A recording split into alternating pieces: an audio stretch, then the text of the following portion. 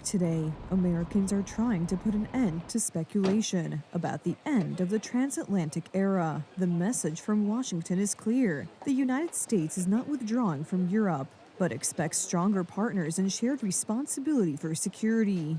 So in a time of headlines heralding the end of the transatlantic era, let it be known and clear to all that this is neither our goal nor our wish. Because for us Americans, our home may be in the Western Hemisphere. Washington is saying clearly today that it needs allies capable of defending themselves so that no enemy will try to test the collective strength of the West. We want allies who can defend themselves so that no adversary will ever be tempted to test our collective strength. This is why we do not want our allies to be shackled by guilt and shame. We want allies who are proud of their culture and of their heritage, who understand that we are heirs to the same great and noble civilization, and who together with us are willing and able to defend it. In the conference room, this message was received as a sign of stability and continued partnership. Suffice it to say that the American secretary received a standing ovation after his speech. I'm not sure you heard the sigh of relief through this hall when we were just listening to what I would interpret as a message of reassurance.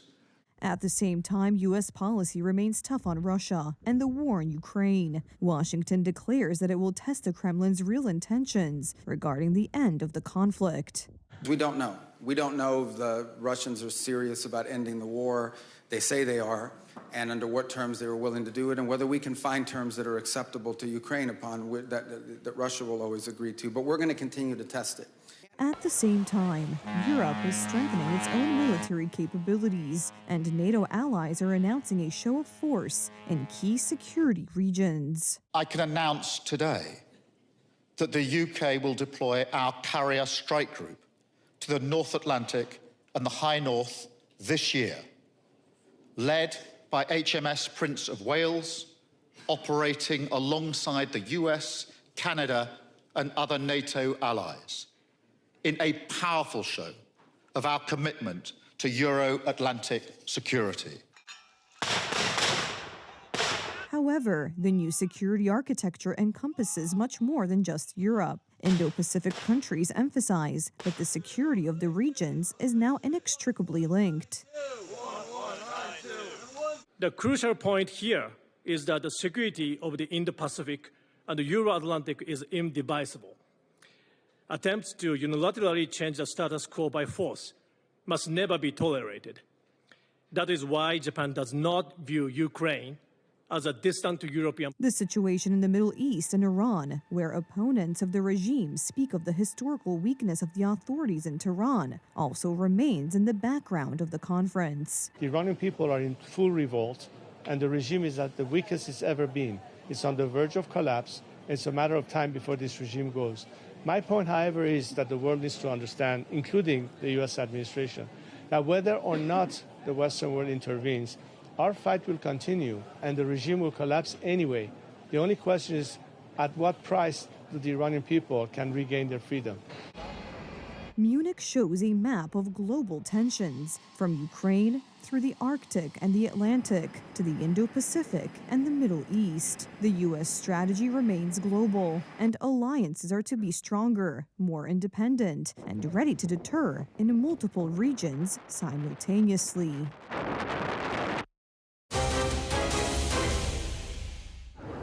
The most important thing in this matter is the security and interests of Poland and Poles, not the expectations of the European elites. This is how Polish President Karol Nawrocki referred to the issue of the largest loan in Polish history under the SAFE program during his speech in the border town of Hajnówka in the Podlasie region. The task of the Polish president is to look our security in the face in Hajnówka at the guardians of Poland and answer the question of whether the SAFE program is good or bad for Polish development and security, calmly, methodically, without bad or good emotions.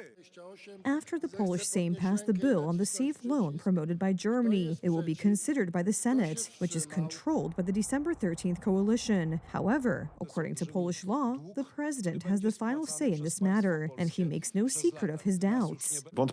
Doubts about transparency, that is, who will receive the funds and on what terms. Doubts about contractors, whether they have the capacity to complete a given project in a very short time, to produce specific ammunition or equipment. And the third doubt, although there are obviously more, but this one is serious because it is of a sovereign and political nature, is the principle of conditionality.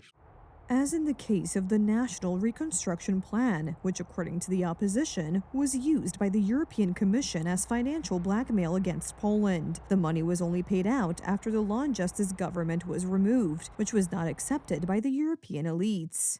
Pani von der Leyen się cokolwiek nie spodoba. If Ms. von der Leyen doesn't like something, she already has Poland on a leash. That's what they want. They want Mrs. von der Leyen, Brussels, and the European Union to do this. They have already shown this by attacking the Law and Justice government. But what conditionality are you talking about? The one that is written into the law. There is a clear mechanism in place that every 6 months they will have to ask whether the EU will give a tranche or not, and this will depend on the fulfillment of the conditions. The problem is that these conditions are not specified in advance. This means that the payment of subsequent tranches of a loan, once taken out, may involve an increasing loss of our sovereignty. Either you agree to a change in the treaties that means losing independence, or they will suspend the payment. That is the conditionality you agree to. You want to limit the Polish army's purchasing options to a narrow catalog of weapons, specified by the European Union. This means that we will not be able to buy weapons from the United States or South Korea, even though equipment from those countries is already being used by Polish soldiers. Contractors and subcontractors participating in contracts carried out on a cooperative basis under the SAFE instrument must therefore have their registered office and management structures in the EU, in the member states of the European Free Trade Association, belonging to the European Economic Area, or in Ukraine. After all, the European Union will not defend us against Russia because it has no army. What is the trick? And that is Tusk's hope. Germany will come to an agreement with Russia after peace in Ukraine. And we know that if they come to an agreement, the money that comes from it will go to the next war, which means Merkel 2.0.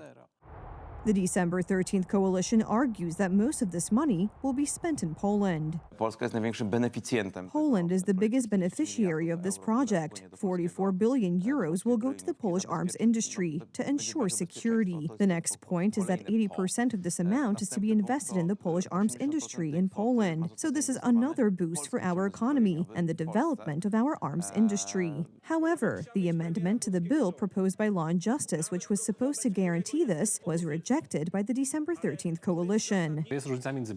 There is a difference between a beneficiary and a borrower. If someone takes out a loan, they are not a beneficiary, but rather a borrower and must repay the loan. They are a customer.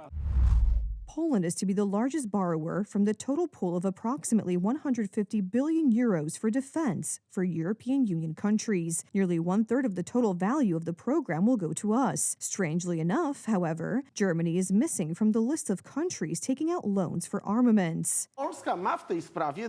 Poland is of fundamental importance in this matter for the beneficiaries of this program, that is, for the Germans, because if Poland is not involved in this project, 1/3 of the funds will be lost. We are a premium customer. This is probably why the German ambassador was present in the Polish Sejm during the debate preceding the vote on the Safe Credit Bill. Miguel Berger not only personally followed the nighttime work on the legislation, but also urged Polish MPs to work faster via the internet. I followed the SAFE debate in the Sejm, surprising controversy about a program of 150 billion euros, from which Poland gets the lion's share of 44 billion euros. SAFE is designed to boost European defense capabilities. Given the threat by Russia, there is no time to waste. Rafał Bochenek from Law and Justice protested against German interference in Polish affairs. Symbolic, the German ambassador is monitoring the legislative process in the Polish parliament for a bill implementing the German muzzle called SAFE. Mr. Ambassador, if the SAFE program is so wonderful, why hasn't your country decided to use it? And this is the Germans' nervous response. Mr. Bohenek, because Germany has an AAA rating and can therefore get cheaper funding. But because we want to support the rapid development of defense capabilities in Europe, we have agreed under Polish presidency to contribute and co-fund the establishment of SAFE.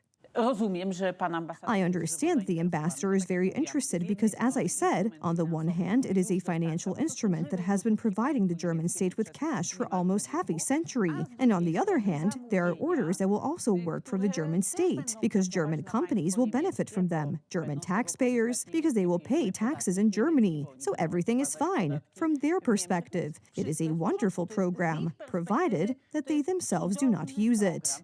The December 13th coalition is also reacting nervously. Its politicians announced that even the president's veto will not stop them from taking out the loan. The idea here was to set up a separate fund in Poland that would receive money from the SAFE program. So you are saying that even if the president vetoes the bill, elements of it will still come into force through some regulations, right? That is the government's response. I don't want to say that the government has that response.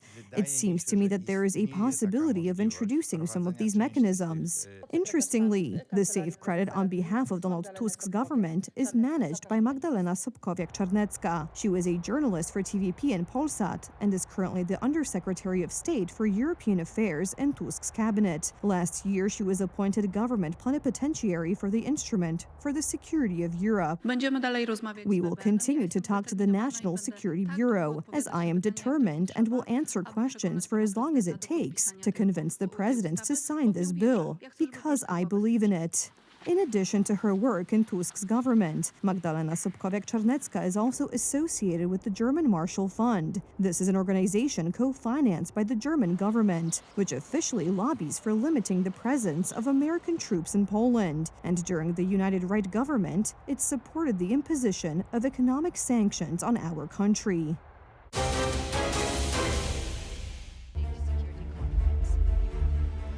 The confrontational tone of the German chancellor and his new plan for which we are all to pay. It is about pushing the Americans out of Europe and establishing Berlin's complete domination, economic, political, and now also military.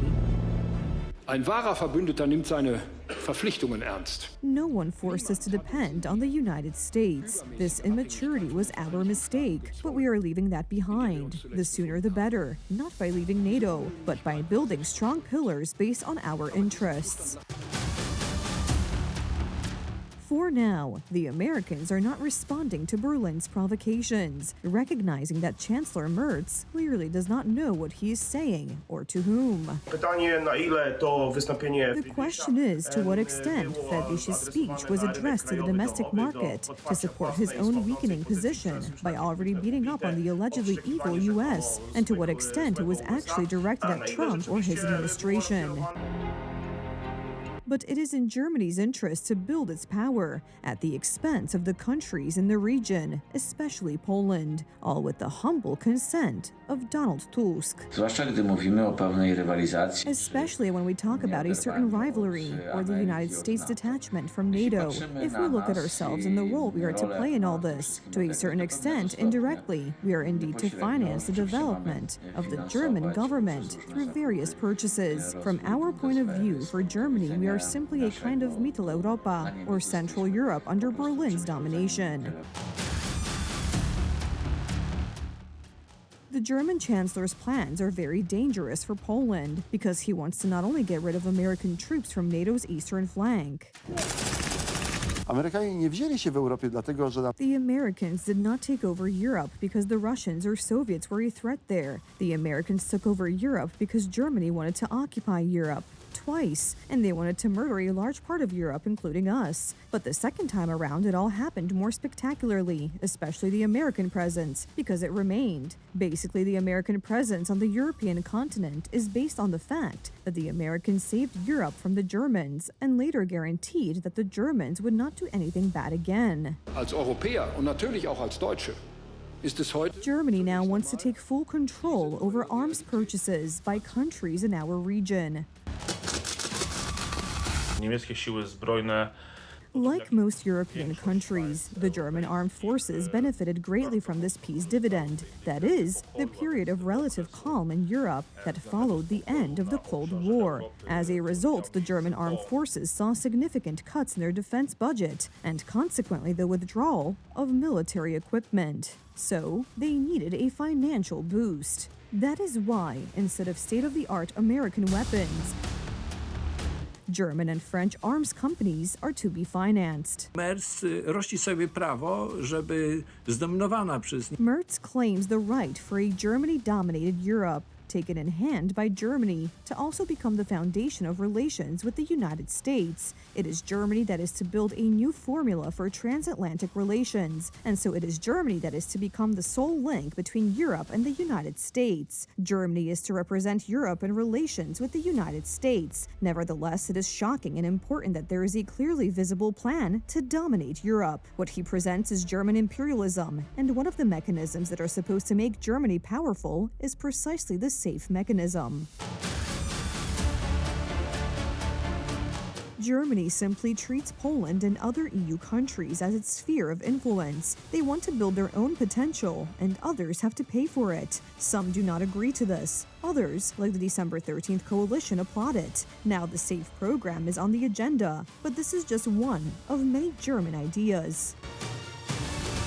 Nie udało mu się podbić Europy Wschodniej przez... He failed to conquer Eastern Europe through the ETS because even the German economy couldn't withstand it. So Germany is giving up on the ETS, but they have to have something in return. So now they are trying with Mercosur and armaments. On the one hand, they are weakening the United States by all means, with Sikorski and Tusk playing the leading role. On the other hand, they are trying to make other countries dependent on them in the most important sectors of the economy.